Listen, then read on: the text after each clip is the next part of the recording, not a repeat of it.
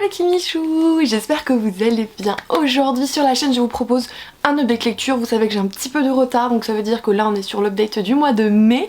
Mais je vais tenter justement de rattraper mon retard, mais je sais pas comment en fait. Il y a trop de vidéos planifiées, trop de vidéos prévues. Du coup je sais pas comment rajouter des vidéos, c'est très compliqué.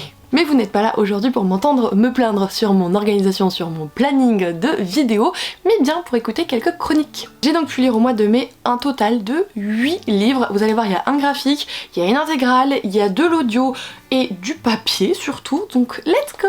Le premier que j'attrape, c'est une lecture commune que je vous ai proposée sur le Discord, qui a donc été à cheval au mois d'avril et au mois de mai. Comme ça s'est terminé en mai, je l'ai glissé dans mes lectures de mai. Il s'agit donc de La vie invisible d'Adi Larue de Vichfab aux éditions Lumen dans l'édition collector. Adi Larue est une jeune française qui est née il y a bien des années et qui en fait a fait un pacte avec ce qui peut s'apparenter au diable, ce qui fait que oui, elle est éternelle, elle traverse le temps, il n'y a pas de problème. Par contre le souci, parce qu'il y en a quand même un, c'est qu'une fois qu'on se détourne d'elle, qu'on arrête de la regarder, on a complètement oublié son existence, on a complètement oublié ce qu'on a pu vivre avec elle. C'est vraiment une espèce de bouton reset. Forcément, elle a beau traverser le temps, les époques, voir les choses évoluer, voir les mentalités se construire et se déconstruire, malheureusement pour elle, elle ne peut rien justement envisager la concernant. Jusqu'au jour où elle va dans une librairie et qu'elle tombe sur Henri qui est donc libraire, sauf qu'elle va faire quelque chose dans cette librairie et le lendemain elle va y retourner en se disant de toute façon il m'a oublié, je peux y revenir. Sauf que Henri ne l'a pas oublié, Adi. Ce qui est très intéressant ici, c'est qu'on a du coup cette relation qui se construit, mais en même temps elle ne peut pas tout lui dire sur qui elle est, sur depuis quand elle vit, qu'est-ce qu'elle a pu voir dans sa vie. Henri ne lui dit pas tout non plus, parce que si Henri a la capacité de se souvenir d'elle, c'est bien parce que lui aussi a peut-être quelque chose d'un petit peu spécial, bien que ce soit différent d'Adi. On a également le personnage du diable qui a une présence assez importante et dont il est nécessaire de parler, parce qu'en fait il va pouvoir justement apporter différentes choses à Adi. Sachez que s'ils sont écrits avec des pseudocornes, c'est bien pour quelque chose. Et en fait c'est tout aussi intéressant de voir sa vie à Adi, mais également sa relation avec ce fameux diable qui avance au fur et à mesure du temps, et vous allez voir que ça peut vraiment être la clé de cette histoire, mais je ne vous en dis pas plus. Simplement c'est un récit, je vous le dis direct, qui ne va pas plaire à tout le monde, sincèrement. Moi, Vichfab, j'ai lu d'elle le premier tome de Shades of Magic et Galant. Ce sont deux récits qui sont très différents, avec une plume qui n'est pas travaillée de la même manière. Pour autant, c'est deux récits que j'ai très appréciés. Sur cette lecture, j'en garde maintenant a posteriori un très bon souvenir. Cependant, la lecture pour moi a été extrêmement laborieuse. Parce que déjà elle met un certain temps à rencontrer le personnage de Henri, mais ça veut dire qu'on va suivre uniquement Adi, ses pensées, et Adi qui traverse le temps. Et croyez-moi que c'est une complainte extrêmement longue. En fait il ne se passe rien, clairement, il ne se passe absolument rien et on s'ennuie comme un rat à mourir. Autant je vous conseille quand même de rester accroché, parce que quand elle va rencontrer Henri, il va y avoir une nouvelle dynamique. On va redescendre, on va avoir justement cette espèce de stabilité, cette espèce de regard sur leur vie, donc ça va être quelque chose de beaucoup plus plan-plan. Et à nouveau il va y avoir quelques petits rebondissements et la fin pour moi est quand même assez en apothéose. Du coup c'est un récit qui a un rythme extrêmement en dents de scie, ça ne plaira pas à tout le monde, je vous dis plus d'une fois, moi j'ai failli m'endormir dessus parce qu'en plus je le lisais le matin au réveil, il y avait rien pour me captiver, c'est ça le problème. C'est pour ça que je suis très dubitative à l'idée de vous donner une chronique qui soit vraiment structurée et complète, dans la mesure où sur le moment j'en pouvais plus, j'avais envie de le lâcher et je me suis dit non, c'est une ELC, va jusqu'au bout, tout le monde a adoré, il y a eu des coups de cœur de fou sur ce bouquin, tente, ne lâche rien. Je n'ai rien lâché et je suis extrêmement satisfaite d'y être parvenue. Cependant, par exemple, c'est pas un livre que je vais relire et pourtant, je vous dis, j'en regarde un bon souvenir. Ce bouquin est franchement très bizarre quand même, hein. Comme toujours vous le savez, il est plus qu'intéressant et fortement conseillé que vous le lisiez afin que vous puissiez vous faire votre propre avis. On est tous des lecteurs différents, même si on peut avoir des goûts communs, il n'empêche qu'on ne va pas forcément être attiré ou avoir des coups de cœur pour les mêmes choses au final. En audiobook, j'ai donc pu avancer dans la saga des McCoy. Je vous présente ici le 4e tome de celle-ci, Savoir la biche et le limier. C'est toujours écrit par Alexiane Thiel aux éditions Hugo New Romance. Ça me fait tout bizarre de vous dire le nom de l'autrice, non pas son nom, non pas sa personne, mais bien parce que depuis quelques temps, elle me suit sur Twitch et on discute de temps en temps sur les lives et compagnie. Du coup, ça me fait tout drôle de me dire que cette personne qui discute avec moi, etc., c'est elle qui a écrit les McCoy. Enfin, c'est juste fou. Ah, les McCoy, je vous les conseille depuis plusieurs années, je crois maintenant. C'est un récit contemporain qui se déroule en Écosse. Cependant, vous avez tous les clans claniques de l'époque qui y sont maintenus. Donc ça peut être assez déroutant. C'est extrêmement patriarcal, très misogyne, il y a des choses qui ne se font clairement pas, que ce soit à l'époque, parce que je trouve ça dégueulasse de toute façon, mais il n'empêche que ça existait malheureusement à l'époque, mais à notre temps à nous voir ça, enfin c'est horripilant, il y aurait procès, il y aurait condamnation, etc. Enfin bref, il y a des choses qui peuvent être un petit peu dérangeantes, un petit peu trigger, mais par contre je vous le dis direct, hein, c'est absolument pépite cette saga, j'ai très peur de la finir, il me reste que 2 tomes, je suis au bout du rouleau. En termes de découpage, il faut savoir que les 2 premiers tomes concernent donc les personnages de Phèdre mais aussi de Caleb. Caleb est un McCoy, je vous précise parce que c'est un peu le titre du bouquin quand même, et on va se concentrer sur la relation de ces 2 protagonistes vraiment durant les 2 premiers tomes. Le 3e tome, on a une autre relation, et pour ce 4e tome, on a encore une fois une autre relation qui concerne un des McCoy avec une demoiselle extérieure McCoy, mais qui fait clairement partie des clans et qui est d'ailleurs loin d'être un allié de prime abord. Et c'est vrai que c'est ce qui me faisait très peur dans ce 4e tome, puisque les 2 de base, les 2 protagonistes, sont ennemis. Et donc je me suis dit non mais si ça part où là, c'est pas possible, ça part en sucette, etc. Pas du tout. Alexiane a vraiment fait ça de manière royale, c'est-à-dire que la biche qui présente juste ici, alias Annabelle, ça a beau être une jeune femme qui fait partie du camp ennemi, etc. C'est une jeune femme qui est extrêmement opprimée, pour laquelle il y a beaucoup de poids et d'attente sur ses épaules. Elle n'est que douceur, que gentillesse, que bienveillance, mais elle ouvre petit à petit les yeux sur ce que fait sa famille et sur les choses qui sont vraiment dégueulasses et qu'elle ne peut tout simplement pas cautionner en fait. Donc oui, ça va partir d'une relation ennemie où leur rencontre ne sera peut-être pas une simple rencontre, mais il n'empêche qu'elle va avoir vraiment sa mentalité qui va évoluer, elle va vite comprendre les choses par elle-même, et même si les McCoy de prime abord, bah forcément, eux sont clairement contre le clan des Mackenzie, c'est des ennemis de toujours, et bah eux aussi vont peut-être avoir leur mentalité qui va changer, mais c'est des choses qui se font vraiment petit à petit parce qu'on est sur des choses vraiment ancrées, donc il faut y aller tranquillement pour pouvoir changer les choses. Il est clairement possible que je m'emballe hein, quand je vous parle de cette série, je peux partir très très loin, donc j'essaye justement de me calmer, de me temporiser pour ne pas partir dans des explications qui seront bien plus précises et donc bien plus spoilantes, n'est-ce pas? J'ai beaucoup hésité, mais je pense que ce mois-ci ou même en août, je me ferai le 5e tome en audio et ouh, j'ai très peur. J'ai très peur, non pas de ce que Alexiane va nous proposer parce que c'est une saga coup de cœur à 200%, mais bien parce que ça va être bientôt la fin en fait. Et ça, non, je ne peux pas. Toujours en audiobook, donc là c'est sur l'application Nextory. Toujours en audiobook, d'ailleurs je vous ai pas précisé, mais les McCoy c'est une exclusivité Audible, donc sur la plateforme de lecture d'Amazon, donc sur la plateforme d'audiobook d'Amazon, et si vous le souhaitez, je vous mets toujours en barre d'informations un lien d'inscription. Et là ce coup-ci on est également sur un audio, mais un audio que j'ai pu notamment découvrir sur l'application Nextory dont je vous parle vraiment beaucoup, puisque c'est un partenaire de très longue date pour moi, que c'est quelque chose qui peut être très avantageux pour vous, et qu'en plus de cela, quand vous vous inscrivez, je suis rémunérée. Enfin dans tous les cas, ce n'est que bénéfice pour vous comme pour moi. Évidemment, vous avez toujours le petit lien en barre d'informations pour profiter de 45 jours gratuits. Bref, passons au livre. J'ai donc pu écouter l'intégrale de la saga Hunger Games de Suzanne Collins aux éditions Pocket Jeunesse, et comme vous pouvez le constater, j'ai effectivement l'intégrale. Par contre, petite précision, un Pocket Jeunesse a annoncé qu'il allait avoir une intégrale collector d'Hunger Games qui va sortir à la fin de l'année. Watch me l'acheter direct, ou alors s'ils veulent bien me l'envoyer puisque je suis partenaire, mais oui. Je vous le dis, hein, j'ai beau être partenaire, je n'en sais pas plus que vous, je n'en sais pas plus de ce qu'il y a sur les réseaux sociaux. Ils veulent pas nous le dire, on est trop tristes, mais ils veulent pas lâcher le morceau. Bon, je pense que vous connaissez quand même Hunger Games, que je suis la fille qui lit cette dystopie bien après tout le monde, mais bon, on ne sait jamais. Si vous venez de vous mettre un petit peu à la lecture, vous connaissez peut-être pas trop ce bouquin, vous avez peut-être envie d'en savoir un peu plus, je suis là pour vous répondre. L'univers qu'a créé Suzanne Collins est bien particulier, puisqu'en fait il y a eu moult guerres, et le noyau central qui a gagné cette guerre, c'est vraiment eux qui régissent sur toutes les terres si vous voulez. Et afin de garder cette pression du coup sur les anciens ennemis, et afin qu'il y ait une certaine paix mise en place, je mets bien paix parce que c'est pas du tout la paix, ce genre de choses, hein, ils ont mis en place chaque année des Hunger Games. Les Hunger Games, c'est un jeu de survie où 24 candidats vont donc s'affronter afin qu'il n'en reste plus qu'un. Donc oui, ce sont des jeux où il n'y a qu'un survivant et tous les autres décèdent. Et en fait, ils n'ont jamais vraiment leur mot à dire, toutes ces personnes, elles sont piochées au hasard, une fille, un garçon, et hop, ils rentrent dans l'arène et advienne que pourra. Et ça, vous voyez, ça fait genre une espèce de série, ça fait une émission à regarder pour les personnes du noyau, les personnes du Capitole. Soit c'est rediffusé à tous les districts dans la mesure où ils ont des personnes de chez eux qui y sont envoyées,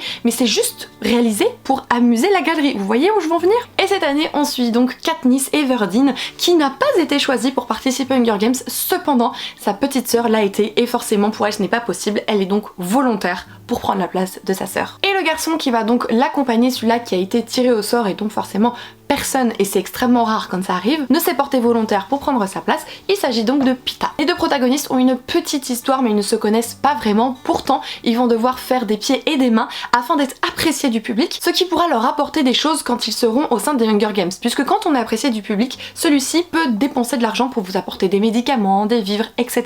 Donc il y avoir toute une mise en place, toute une stratégie afin d'être apprécié du public, et croyez-moi qu'il n'y a aucun aucune limite sur ce qui est possible de faire. Je m'arrêterai donc là pour les résumés, comme vous pouvez le constater, c'est une trilogie, donc ça c'est vraiment le résumé du tome 1. Je peux pas vous parler du tome 2, du tome 3, je peux simplement vous dire que vous allez de surprise en surprise, et d'ailleurs si vous n'avez pas compris, c'est de la dystopie cet univers. C'est un genre que j'ai découvert vraiment cette année, même si j'avais lu quelques petites choses comme par exemple La Faucheuse, sans me rendre compte que c'était une dystopie finalement, et maintenant que j'y pense, oui c'est logique en fait. Est-ce que ça a été un coup de cœur? Je crois pas. Je crois pas. Je peux vous dire que par contre c'est excellent. J'ai adoré, j'ai été complètement embarquée par les audios, j'étais zinzin, il fallait que je passe mon temps à les écouter. Enfin, les 3, je crois, je les ai bouffés en une semaine pour vous dire. Donc franchement, c'est que il y a quelque chose, il y a quelque chose. En plus, il faut que je vous dise que la personne qui fait la voix de Katniss Everdeen dans l'audiobook, c'est la même voix qu'il y a dans les films en fait. Donc c'est tellement immersif, mais tellement. Ce qui est super cool, c'est que même si j'ai vu les films, que je les connais bien, j'ai l'impression qu'il y a des petits détails dont je me souvenais pas bien, ou alors c'est des petits détails qui sont exclusifs au bouquin et qui ne sont pas mis dans les films, ce qui est clairement possible. Dans tous les cas, sachez que moi, j'ai vu les films avant de lire le roman et ce n'est absolument pas gênant. Donc si vous avez aimé les films et que vous tâtez à lire ce bouquin, moi je vous le conseille, je vous vraiment foncez. Comme je vous dis, je suis pas sûre que ce soit un coup de cœur. Enfin, c'est vraiment, je sais pas. Dans tous les cas, vous le retrouverez dans mes meilleures lectures de l'année, ça c'est sûr et certain. J'arrive peut-être après la guerre, mais je sais apprécier les bonnes choses quand j'en trouve. Je me rends compte que je ne l'ai pas dit, du coup je vais vous le dire maintenant. La Vie invisible d'Adi Larue, mais aussi Les McCoy sont des livres qui m'ont été envoyés par les maisons d'édition. Tout le reste, pour le moment, ce sont des achats. En achat, j'ai également pu lire Hooked, donc c'est la série Never After de Emily McIntyre aux éditions Plume du Web. Alors c'est bien écrit textuellement dedans, ce n'est pas une réécriture de Peter Pan.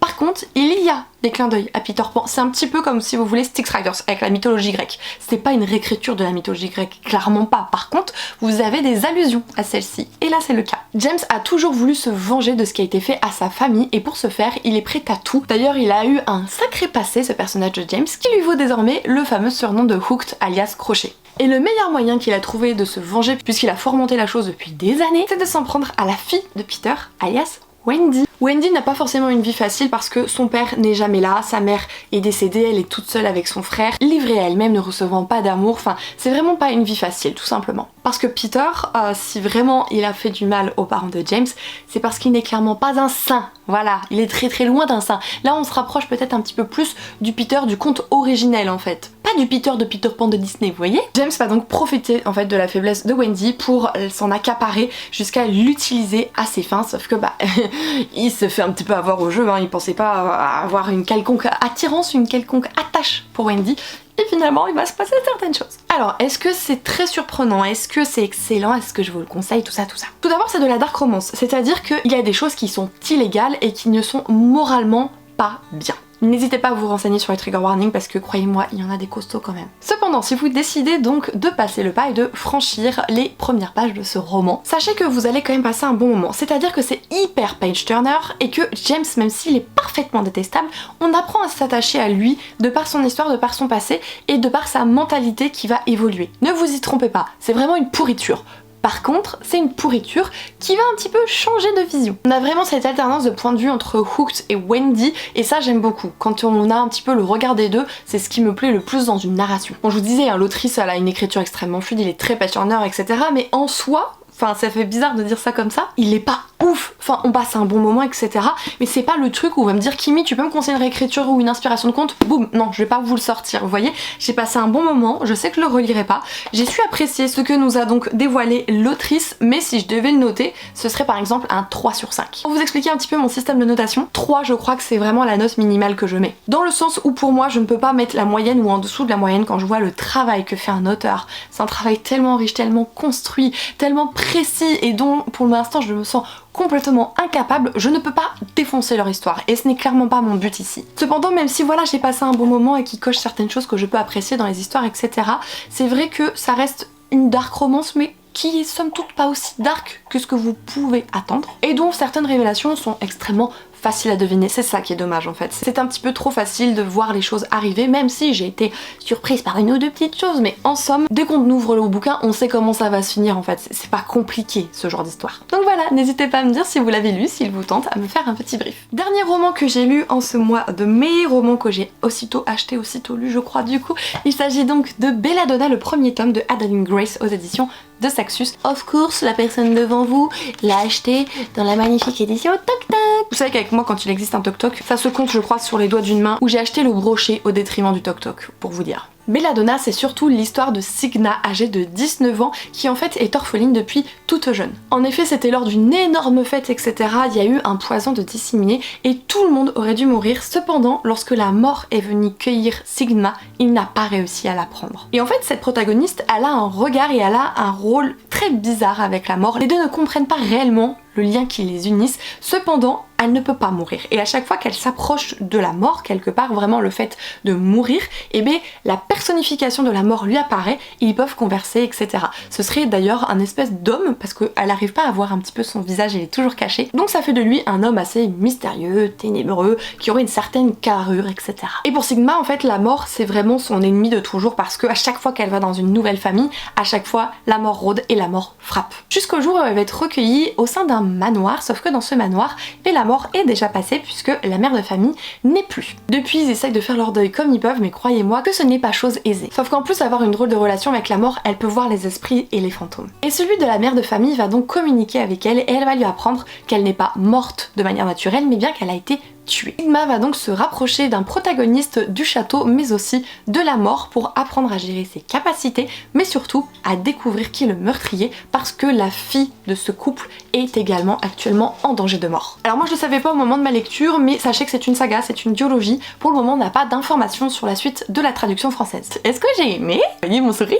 Oui, clairement, j'ai beaucoup aimé ce genre d'ambiance. Déjà l'ambiance manoir, vieux manoir, fantôme, esprit mort, oh, mais j'adore. Ok, ça fait psychopathe de vous dire ça, mais j'adore. Et en plus de ça, vous avez cette relation avec la mort, la personnification de celle-ci, que je trouve extrêmement intéressante et extrêmement pertinente, qui fait que Sigma va être forcément bornée durant un certain temps, puisqu'elle ne va pas vouloir regarder les choses au travers des yeux que peuvent avoir la mort, puisque la mort ne contemple pas tout ce qui se passe de la même manière qu'elle, et forcément, elle va évoluer dans ce chemin, elle va justement comprendre petit à petit certaines choses et accepter aussi d'autres choses. Pour toute la partie enquête, etc., moi je l'ai trouvée hyper intéressante, c'est vraiment ce qui m'a plu, ce mélange manoir, macabre et en même temps thriller, j'adore. Franchement, ça c'est une pépite pour moi. Après je conçois qu'il ne plaira pas à tout le monde parce qu'il peut avoir certaines lenteurs, certaines petites longueurs à différents moments du récit, mais personnellement je ne les ai pas senties. Et je les ai vues, je m'en suis rendu compte et je me suis dit je sais que ça va déplaire, mais moi ça ne m'a occasionné aucune gêne. Je vous avoue que tout m'intrigue dans ce bouquin, j'ai tout aimé, enfin j'ai pas de choses négatives à dire vraiment. Est-ce que j'ai vu venir certaines choses? Quelques-unes, mais d'autres pas du tout, pas du tout. La personne qui rôde et qui tue, non, je m'y attendais pas. La résolution ou les explications du lien entre la mort et Sigma, je l'avais pas vu non plus. La révélation aussi d'une identité de quelqu'un, je peux pas vous en dire plus, j'ai pas vu non plus. Enfin bref, plus d'une fois j'ai fait des... Oh. Du coup je vous invite vivement à découvrir cette histoire si vous aimez un petit peu toutes les vibes que je vous ai citées précédemment. Et pour terminer cette vidéo, ça faisait très longtemps que je n'avais pas lu un graphique, mais là j'ai complètement craqué sur le service de presse que j'ai reçu, à savoir True Colors, le premier tome de Lily Blabla et Morgane Moncomble aux éditions Hugo. Je pense que Morgane Moncomble, vous la connaissez assez bien, elle a écrit moult romans publiés aux éditions Hugo. Lily Blabla est illustratrice mais aussi autrice au sein de cette même maison d'édition avec sa duologie Le Soleil de Minuit. Ensemble, elle nous propose de découvrir le personnage de June mais aussi de Elliot. June est galériste, c'est-à-dire qu'elle va dans différentes galeries d'art, qu'elle essaie de trouver des œuvres ou des personnes à potentiel et après elle les représente si vous voulez. Elliot lui est un artiste. Par contre il a un handicap. Celui-ci fait qu'une fois qu'il ne vous a plus en face de lui, il ne se souvient plus de votre visage. Il a beaucoup de mal avec la physionomie de celui-ci et du coup quand il essaye justement de se rappeler qui sont les personnes, il se fait des petites listes avec des caractères physiques pour essayer de retrouver justement les personnes quand il les a en face de lui pour ne pas dire ah je ne sais plus qui tu es, etc. C'est forcément quelque chose qui est assez handicapant. June va donc s'intéresser à ce que propose Elliot en tant qu'artiste, mais il va y avoir aussi certains liens qui vont donc se tisser. On est sur Morgane Moncomble et Lily Blabla, croyez bien qu'on n'est pas sur du thriller ou de l'horreur, mais bien sur une romance. Sauf que Elliot, en fait, dans la vie, il ne rêve que d'une chose, c'est de vengeance. Parce que oui, ses parents ont été tués quand il était jeune, enfin, c'est un accident en soi, mais pour lui, il y a un responsable et il veut tout faire pour justement détruire ce responsable au péril de sa vie actuelle et de son bonheur avec June. Le tome 2 n'est pas encore publié, Lily Blabla nous a annoncé qu'il sera sûrement plutôt disponible en 2024 dans la mesure où elle, être illustratrice, ce n'est pas son travail à plein temps, donc forcément ça prend peut-être un petit peu plus de temps que si c'était son métier. J'ai vraiment beaucoup apprécié l'histoire, j'ai vraiment apprécié également la relation entre les personnages, le plot twist là, ce qui arrive à la fin. Si vous voulez être un petit peu patient, je vous conseille d'attendre le tome 2 parce que la fin de ce tome 1, je les ai insultés. Vraiment, je les ai insultés. Je leur ai dit, hein, quand je les ai vus en face, je les ai insultés. Pourquoi je vous dis que je les ai vus en face? Parce que j'ai été invitée à une soirée avec la maison d'édition. Par conséquent, j'ai pu avoir mon petit bouquin dédicacé. Vraiment, je suis très heureuse et je suis très reconnaissante de cette opportunité. C'est vrai que c'est le genre de bouquin que vous allez complètement éclater en une demi-heure, 45 minutes. Alors personnellement, j'ai mis 45 minutes, mais je lisais avec ma fille, c'est-à-dire que j'étais assise sur le carrelage par terre avec elle. Je vous avais montré ça dans un vlog d'ailleurs. Et on tournait les pages ensemble, elle me montrait les personnages, etc. Donc si moi je l'ai lu en 45 minutes avec mon bébé, je pense qu'en une demi-heure, vous le lisez très facilement. Je vous le précise parce que si jamais ça vous intéresse, dites-vous que vous allez payer voilà 20 €, c'est le prix de vente, mais que vous n'allez pas forcément passer autant de temps dessus qu'un roman, ce qui est somme toute logique puisque c'est un graphique, mais qu'il faut aussi bien rémunérer le scénariste que l'illustrateur. Moi personnellement j'ai adoré, vous l'avez compris, et j'ai hâte de pouvoir poursuivre cette duologie. Et bien voilà les Kimichou, cette vidéo est à présent terminée. J'espère que vous aurez apprécié découvrir un petit peu ce que j'ai pu lire au mois de mai, mes avis sur ces romans, et peut-être que du coup ils vous intéressent ou pas du tout suite à mes avis, et je serais très curieuse d'en savoir un petit peu plus si vous voulez bien vous livrer en commentaire. Je vous remercie chaleureusement de votre soutien au quotidien sur les différentes plateformes. En parlant de celles-ci, elles sont toutes indiquées dans la barre d'informations, mais si vous voulez me suivre, je suis présente sur Instagram, TikTok, Discord, mais aussi Twitch, donc il y a de quoi faire. Comme toujours, si vous avez envie de me soutenir ou de saluer mon travail, en commentaire vous pouvez soit m'écrire ce qui vous fait plaisir, soit si vous êtes timide, utilisez l'emoji noix de coco qui est l'emoji par définition de soutien de la chaîne. Partagez sur les réseaux, mettre un pouce en l'air, et si vous venez d'arriver sur cette chaîne et que vous souhaitiez rester, mais ce sera avec grand plaisir, bienvenue à vous et merci de devenir un Kimichou. Je vous fais des gros bisous, surtout prenez soin de vous les Kimichou, c'est très important, vous le savez, et on se retrouve très bientôt. Ciao ciao.